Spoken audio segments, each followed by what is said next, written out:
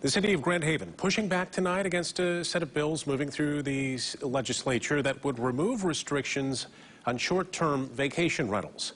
Right now, homeowners can only set up an Airbnb or weekly rental in certain parts of the city.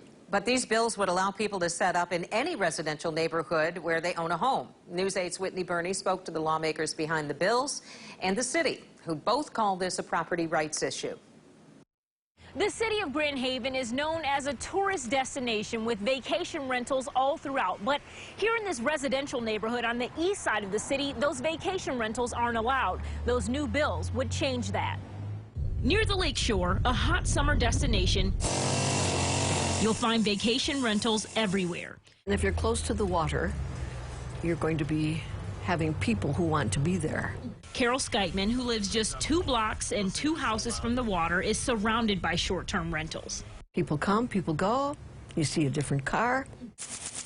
But on the other side of 31, you won't find any. We listed the home, and it sold out for the entire summer in 3 days. 2 summers ago, Brett Hepler says he rented out his home for an entire summer before the city notified him he wasn't in the proper zone to do so. It's nice for the supplemental income, but we also like to share the city and where to go eat and where to shop and what walks you can do and where to ride your bike. Now lawmakers in Lansing are working to pass 2 bills to prevent local zoning laws that stop homeowners like Hepler from setting up their homes as Airbnbs or weekly rentals. This bill does not eliminate local oversight. It eliminates local prohibitions through zoning and clarifies that rentals, short or long term, are a residential use.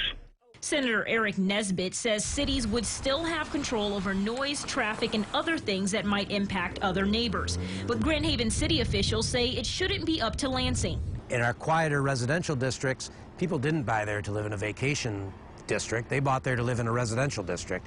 So we just like to balance these things locally and try to make the best decisions we can based on the feedback we get from the people who live here.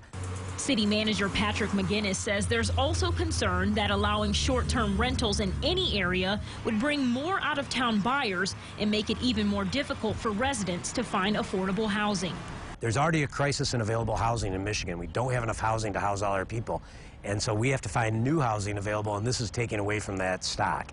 Both the House and Senate bill have made it out of their committees. Senator Eric Nesbitt says that there's no exact timeline on when we might see more movement on those bills, but they're hoping for sooner rather than later. Reporting here in Grand Haven, Whitney Burney, News 8.